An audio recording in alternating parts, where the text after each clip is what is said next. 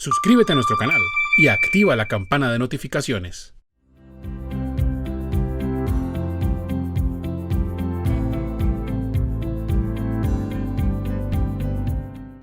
¿Cómo deberían ser reconocidos los activos no corrientes y los grupos enajenables de elementos mantenidos para la venta en una empresa que no cumple con la hipótesis de negocio en marcha? ¿Sí? Entonces, la pregunta de nuestro usuario puntualmente es: yo tengo unos activos que son no corrientes disponibles para la venta, están disponibles para la venta, y además la empresa no está en marcha. ¿Qué debería yo entonces hacer? En la pantalla me dice claramente que los activos no corrientes se reconocen por el menor entre el valor en libros y su valor neto de liquidación, ¿sí? Así lo dice la NI 5, por ejemplo, y pues los estándares internacionales en general. Pero yo voy a aprovechar la pregunta como para explicar el paso a paso. En primer lugar, lo que yo les digo es: verifique si la empresa está en marcha o no, ¿sí? Porque si no lo está, cambian las bases contables, ¿sí? Por ejemplo, se reconocen activos y pasivos contingentes. Usted sabe que en una empresa que está en marcha, yo no debo reconocer activos y pasivos contingentes cuando sigue en funcionamiento, cuando es predecible que continúe. Pero si una empresa no está en marcha o no va a estar en marcha, pues yo debo reconocer activos y pasivos contingentes que tengan medición fiable y base razonable, y todo a valor neto de liquidación. En la pantalla que ustedes están viendo está como las normas aplicables. Ahí está, de acuerdo con digamos, los marcos técnicos normativos actuales que están en el decreto 2420-2015. Están allí en pantalla el anexo 1 el grupo 1, el anexo 2 el grupo 2 ni pymes, el anexo 3 no aplica ni, es decir, el grupo 3 no aplica ni sino contabilidad simplificada. Allí está, y lo están viendo ustedes en pantalla. Está el anexo 4 de aseguramiento, el anexo 6 de libros y el anexo 5, que es el valor neto de realización, que es para las entidades que no cumplen la hipótesis de negocio en marcha según el decreto 2101 de 2016 y el 1378 de 2021. Entonces, ¿cuál debería ser? Bueno, ahí mismo están en la parte de abajo todas las normas que han ido modificando el decreto 2420 y que se han incorporado dentro de ese decreto 2420 de 2015 como único reglamentario. Pero el primer paso es que usted verifique si la empresa está en marcha o no. ¿Y por qué es tan importante para la persona que nos hizo la pregunta? Porque es que usted tiene que verificar esto con los indicadores del decreto 1378 de 2021 y haga un memorando interno de la NI 36 y de la NIA 570. ¿Cómo así? Resulta que el decreto 1378 de 2021 me dice que usted puede no estar en marcha si se cumple alguno, oiga, alguno de los indicadores que usted está viendo en pantalla. Mucha gente no ha tenido en cuenta este decreto, y esto lo explicamos en el cierre, en el curso que hicimos de cierre contable y fiscal, en Actualices, en Global Contable y con varias universidades. Está en pantalla. Mire, usted tiene que evaluar, por ejemplo, si usted tiene posición patrimonial negativa, un deterioro o un patrimonio negativo, por ejemplo, estaría en causal de disolución, pero la segunda es la más preocupante. Mire aquí la segunda, donde dice si tiene 2 periodos consecutivos pérdida. ¿Sí? Entonces, si, por ejemplo, yo tuve pérdida, como estamos saliendo de una pandemia, puede ser que una entidad haya tenido 2 periodos consecutivos de pérdida. Entonces, este decreto, de acuerdo con la ley, porque este es un decreto reglamentario, ¿cierto? De una ley, ahorita me va el número de la ley, pero en todo caso es la ley de microempresas que salió hace poco. ¿Qué sucede? Que este decreto cambia o modifica el artículo 370 del Código de Comercio en cuanto a causales de disolución. Entonces, ¿qué pasa? Que si usted tiene 2 pérdidas recurrentes en 2 periodos consecutivos, valga la redundancia, usted estaría en esta situación de no estar en marcha. Entonces, usted tiene que evitar sanciones a los administradores de la sociedad y a los accionistas frente a terceros. Si usted está en esta situación, debe tener en cuenta que el decreto le dice que no inicie operaciones nuevas distintas de las ordinarias, que usted informe a los socios en la Asamblea General o Junta de Socios, por ejemplo, y que usted incluya estos y otros indicadores claves en el informe de gestión, y que además presupueste como unos flujos futuros de efectivo para saber si la entidad le va a ir bien o no en el futuro, es decir, si va a continuar o no en marcha, ¿sí? Entonces, ¿qué pasa? Que este decreto había estado suspendido había estado suspendido, pero ahora el oficio 20.0001 de las supersociedades dice, esto empieza a regir a partir del 16 de abril del año 2022. Entonces usted tendría que hacer un memorando interno. Mire, la mayoría de las entidades no hacen el memorando interno. El memorando interno, bueno, yo les puedo dar un modelito, además se los voy a dar, yo tengo un modelito por aquí, se los voy a dar en Global Contable, pero voy a ver si tengo por aquí un modelito de memorando. Sí, para qué un memorando donde uno, como revisor fiscal, debe pedir este memorando a todas las entidades. Donde usted sea revisor fiscal, solicite este memorando a la administración. El memorando interno para definir si la entidad está en marcha o no. Yo espero que usted como revisor fiscal haya solicitado este memorando. El memorando dice más o menos lo mismo. Dice, se reunió la gerencia el 11 de noviembre del año 2021, por ejemplo, para verificar tres cosas. Primero, los indicadores de cumplimiento del decreto 1378 de 2021, que como le dije, se había suspendido, pero que vuelve a iniciar desde el 16 de abril. Segundo, analizar si al cierre existen pruebas de deterioro de impairment. Y tres, documentar si la empresa sigue en marcha según la NIA 570. Entonces, uno evalúa eso, lo deja por escrito y ese documento es el que usted le entrega al revisor fiscal. Entonces, lo primero que usted hace es mirar los indicadores que le acabo de decir. Lo segundo es mirar estos indicadores de la NIC, los indicadores de deterioro. Por ejemplo, si durante el periodo han tenido lugar o en un futuro inmediato cambios significativos referentes al entorno legal. Entonces, por ejemplo, el riesgo país.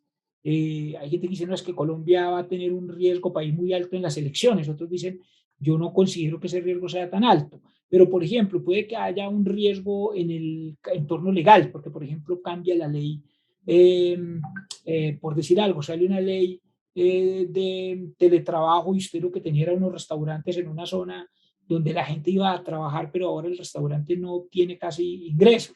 ¿Sí? Cambios adversos en el entorno económico, tecnológico de operación. La mayoría de las entidades pequeñas y medianas, sobre todo las medianas, yo no veo que hagan este tipo de memorandos. Estos memorandos son obligatorios, que los haga la administración. Nosotros no nos podemos limitar a hacer la contabilidad técnicamente de débito crédito, sino a hacer las estimaciones.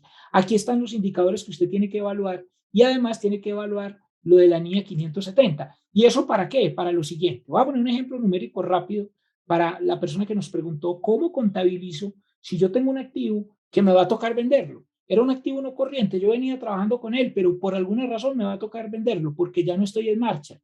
Entonces dice aquí, ejemplo, un hotel hace un análisis de la empresa en marcha que lo debe requerir y lo va a requerir el revisor fiscal, porque todos los revisores fiscales deben pedir ese análisis de la empresa en marcha, de la NIA 570 y los indicadores de la NIA 36 y los indicadores del decreto 1378 de 2021. ¿Sí? Entonces voy a suponer que soy un hotel y que yo tengo indicadores concluyentes negativos de la NIA 36 que les acabé de mostrar.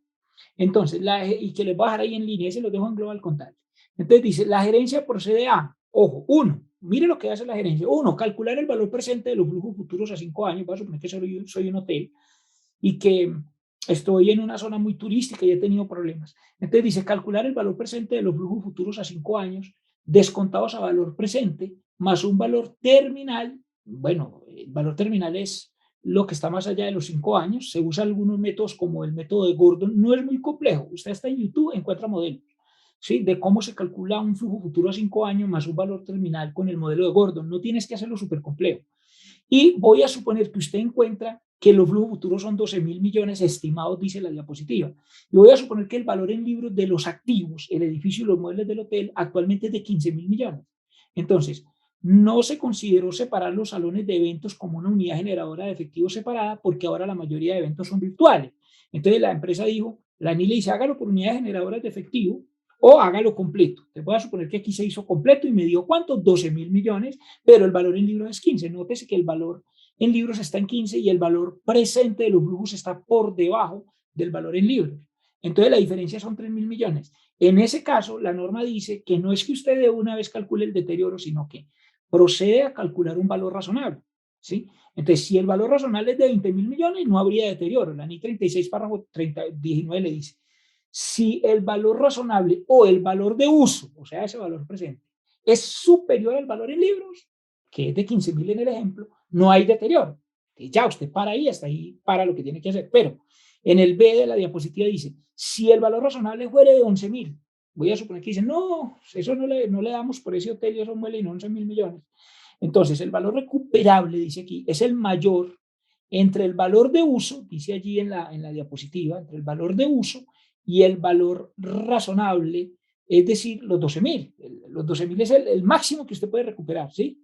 Entonces, el deterioro de valor es la diferencia entre el valor en libros, que eran los 15.000, y el valor recuperable, que en este caso es 12.000 por ser el mayor. Entonces, quité mi cámara adrede para que usted pueda ver el ejercicio completo en pantalla, ¿ok? Ahora, en ese caso, entonces nos pregunta nuestro usuario que cómo tendría que contabilizar esa diferencia. Pues como está en pantalla, simplemente la 1599 o similar, provisión por deterioro de propiedad, planta y equipo contra un gasto estimado no deducible por pérdida de deterioro. Estas estimaciones ninguna es deducible, ¿no? Artículo 21, raya 1, parágrafo 6 del estatuto y artículos 59 y 105 le dicen todo lo de NIF es igual a lo fiscal, salvo las estimaciones y pues las presunciones fiscales. Habrá gastos que no son deducibles porque le falte el requisito legal. Pero estos gastos que son estimados, por ejemplo, cuando usted valora un activo y lo empieza nuevamente a depreciar, esa valoración no es aceptada tributariamente, ¿sí? La de valor razonable, ni la depreciación sobre el avalúo. Eso no es aceptado tributariamente, artículos que le acabo de mencionar y el 289, numeral 4. Entonces, aquí la conclusión para la respuesta a nuestro usuario es, nos está preguntando, ¿cómo contabilizo un activo no corriente disponible para la venta? Un activo no corriente creí que yo lo venía usando, creía que lo iba a seguir usando, pero de un momento a otro decido venderlo por alguna razón. Una casa que veníamos usando, pero la queremos vender, porque necesitamos liquidez o porque estamos, o porque estamos por fuera del principio de empresa en marcha. Entonces, pues tiene que ir a medir el valor neto de realización o el valor de liquidación, es decir, cuál sería el máximo al que yo lo podría vender y calcular eventualmente un deterioro. Si es mayor, no necesariamente tienes que ir a contabilizar eso. Es decir, como la norma me dice que la valoración de activos es opcional, si yo, por ejemplo, estoy en liquidación y tengo un activo que está en 1.000 millones de pesos y lo podría vender en 3.000, yo no necesariamente estoy obligado a llevar a valor razonable, pero sí a un valor de liquidación. El valor de liquidación es si me tocara venderlo en este momento, ¿cuánto me podrían dar? Eventualmente me daría mayor o menor. Eso es lo que estamos diciendo acá. Pero la valoración cuando estoy en marcha no es obligatoria. Ahora, conclusión, recuerde que lo debe clasificar en mantenido para la venta y además parar la depreciación de inmediato, porque los activos no corrientes disponibles para la venta no se deprecian, ¿cierto? Entonces, conclusión, las empresas que no estén en marcha o que estén en liquidación, todos sus activos tienen la condición de estar disponibles para la venta o para la entrega a sus propietarios y deben medirlo como le acabo de decir. Y para las empresas que sí están en marcha, las que sí están operando, la conclusión es la siguiente. Usted siempre debe hacer el análisis de deterioro y lo de la NIA 570 que dijimos, pero no le conviene clasificar un activo no corriente como disponible para la venta porque la DIAN le va a negar la depreciación del periodo. Ejemplo, voy a poner un último ejemplo y con eso finalizo porque no me dan sino como 5 minutos y ya me llevé mucho tiempo con esta pregunta, pero es muy clave. Mire, dice, ejemplo, y es un caso que tengo en la vida real. Una empresa renta máquinas expendedoras de alimentos, bebidas gaseosas, dulces, etcétera, en los aeropuertos y en los centros comerciales, ¿sí? Dice la diapositiva.